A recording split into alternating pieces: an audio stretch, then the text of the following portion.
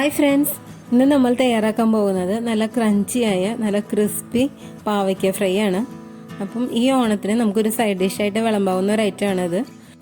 പാവയ്ക്ക ഇങ്ങനെ ഫ്രൈ ചെയ്ത് കഴിഞ്ഞാൽ അധികം കയ്പൊന്നും ഉണ്ടാവില്ല. നമുക്കൊരു സ്നാക്സ് പോലെ ഉപയോഗിക്കാവുന്ന അത്രയും ക്രിസ്പി ആയിട്ടുള്ള നല്ല ടേസ്റ്റി ഫ്രൈ ആണിത്. ആദ്യം തന്നെ പാവയ്ക്ക ഒന്ന് കട്ട് ചെയ്തെടുക്കണം. ഇപ്പം ഞാൻ 2 വലിയ പാവയ്ക്കാണ് ഇവിടെ എടുത്തിരിക്കുന്നത്. അതിനുശേഷം ഇതിൻ്റെ ഉള്ളിലത്തെ ആ സീഡിൻ്റെ പോർഷൻ ഒന്ന് മാറ്റിക്കളയണം. അപ്പോൾ അധികം കനം കുറയ്ക്കാതെയാണ് കേട്ടോ നമ്മളിത് ഓരോന്നും കട്ട് ചെയ്തെടുത്തിരിക്കുന്നത്.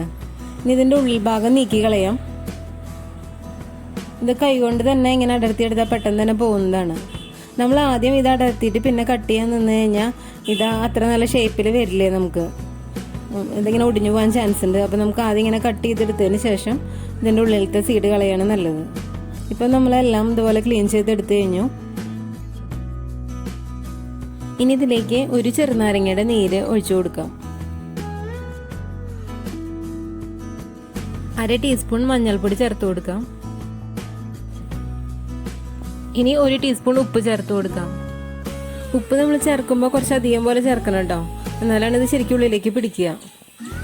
ഇനി ഇതെല്ലാം കൂടെ നന്നായി ഒന്ന് പുരട്ടി വെക്കണം. പാവയ്ക്കയിൽ ഒരു 15-20 മിനിറ്റെങ്കിലും ഇതുപോലെ ഒന്ന് പുരട്ടി വെക്കണം.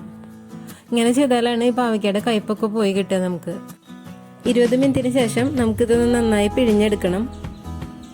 അപ്പോൾ ഇതിൽ നിന്ന് കുറച്ച് വെള്ളമൊക്കെ പോകും. അതോടുകൂടി ഈ കയ്പയ്ക്കയുടെ കയ്പും നന്നായി പോകും. അപ്പോൾ നന്നായി പ്രസ് ചെയ്തൊന്ന് പിഴിഞ്ഞെടുത്താൽ മതി. അപ്പോൾ ഇതിൽ കുറച്ച് ഉപ്പും പോകും കേട്ടോ. അതിന് പകരം നമുക്കിനി വേറെ ഉപ്പ് ചേർക്കാം. ഇപ്പം എല്ലാം ഇവിടെ പിഴിഞ്ഞെടുത്ത് കഴിഞ്ഞു. ഇത്രയും വെള്ളം നമുക്ക് കിട്ടിയിട്ടുണ്ട്. ഈ വെള്ളം നമുക്ക് കളയാം. ഇനി ഈ പാവയ്ക്കയിൽ കുറച്ച് മസാല പുരട്ടി വെക്കണം. അതിനായിട്ട് ഒരു ക്ലീൻ ആയിട്ടുള്ള പ്ലേറ്റ് എടുത്തിട്ട് അതിലേക്ക് 1.5 ടീസ്പൂൺ മല്ലിപ്പൊടി ചേർത്ത് കൊടുത്തു. അപ്പോൾ നമ്മുടെ കയ്യിൽ പാവയ്ക്ക് എത്രയുണ്ടെങ്കിൽ അതിനനുസരിച്ച് വേണം പൊടികളൊക്കെ എടുക്കാനായിട്ട്. ഇനി ഇതിലേക്ക് ഒരു 1/4 ടീസ്പൂൺ മഞ്ഞൾപ്പൊടി ചേർത്തിട്ടുണ്ട്. 2 ടീസ്പൂൺ മുളക് പൊടി ചേർത്തിട്ടുണ്ട്. 1/2 ടീസ്പൂൺ ഗരം മസാല. ഇനി കുറച്ച് ഉപ്പ്. അപ്പോൾ ഉപ്പ് ഓൾറെഡി പാവയ്ക്കലൊക്കെ നന്നായി പിടിച്ചിട്ടുണ്ടായിരിക്കും, എന്നാലും ഈ മസാലയ്ക്ക് വേണ്ടി കുറച്ച് ഉപ്പ്. 2 ടേബിൾ സ്പൂൺ കോൺഫ്ലോർ ചേർക്കുന്നുണ്ട്. ഇനി ഇതെല്ലാം കൂടെ നന്നായി ഒന്ന് മിക്സ് ചെയ്യണം. അപ്പോൾ ഇതിൽ ഒട്ടും വെള്ളം ചേർക്കണ്ട കേട്ടോ. പാവയ്ക്ക് ചേർത്ത് ഈ പൊടികളെല്ലാം നന്നായി മിക്സ് ചെയ്യണം. ഇനി ഇതിലേക്ക് നമുക്ക് ശരിക്കും കോട്ടിങ് കിട്ടാൻ വേണ്ടിയിട്ട് 1 ടീസ്പൂൺ നാരങ്ങ നീരോ അല്ലെങ്കിൽ 1 ടീസ്പൂൺ വിനാഗിരിയോ ചേർത്ത് കൊടുക്കാം. അപ്പോൾ ഞാനിവിടെ 1 ടീസ്പൂൺ വിനാഗിരിയാണ് ചേർക്കുന്നത്. അപ്പോൾ ചെറുതായി ഒരു കോട്ടിങ് പോലെ കിട്ടും നമ്മളിപ്പോൾ ഈ ചേർത്ത പൊടികൾക്കൊക്കെ. പക്ഷെ വെള്ളമൊന്നും ഒട്ടും ചേർക്കരുത്, ഇത് പിന്നെ അധികമായി പോവുകയും ചെയ്യരുത്. ഇനി ഈ പൊടികളെല്ലാം പാവയ്ക്കയിൽ നന്നായി ഒന്ന് മിക്സ് ചെയ്ത് നല്ല കോട്ടിങ് ആക്കിയിട്ട് വെക്കണം. ഇപ്പം നമ്മൾ കോൺഫ്ലവറൊക്കെ ചേർത്തത് കൊണ്ട് നല്ല ക്രിസ്പി ഫ്രൈ ആയിരിക്കും ഇത്. ഇനി നമുക്കൊരു പാൻ ചൂടാക്കാൻ വെക്കാം. ഇതിലേക്ക് കുറച്ച് ഓയിൽ ഒഴിച്ച് കൊടുത്തിട്ടുണ്ട്. ഓയിൽ നന്നായി ചൂടാകുമ്പോൾ നമ്മൾ ഈ കോട്ട് ചെയ്ത് വെച്ചിരിക്കുന്ന പാവയ്ക്ക പീസുകൾ ഓരോന്ന് ഇട്ട് കൊടുക്കാം.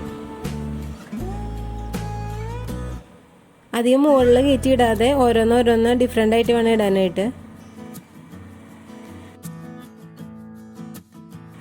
ഇനി ഒരു സൈഡ് നന്നായി ഫ്രൈ ആയി വരുമ്പോൾ മാത്രം അടുത്ത സൈഡ് മറിച്ചിട്ട് കൊടുത്താൽ മതി. അങ്ങനെ 2 സൈഡും നല്ല ഫ്രൈ ചെയ്തെടുക്കാം. നല്ല ക്രഞ്ചിയായ പാവയ്ക്ക ഫ്രൈ ഇവിടെ തയ്യാറായി കഴിഞ്ഞു. അപ്പം ഈ ഓണത്തിന് എല്ലാവരും ഇതൊരു സൈഡ് ഡിഷായിട്ട് ഒന്ന് പരീക്ഷിച്ച് നോക്കൂ. പാവയ്ക്ക കഴിക്കാത്തവർ പോലും കഴിച്ചു പോകും, അത്രയ്ക്ക് നല്ല ക്രഞ്ചി ഫ്രൈ ആണിത്. വീഡിയോ ലൈക്ക് ചെയ്യാൻ ആരും മറന്നില്ലല്ലോ. Thank you.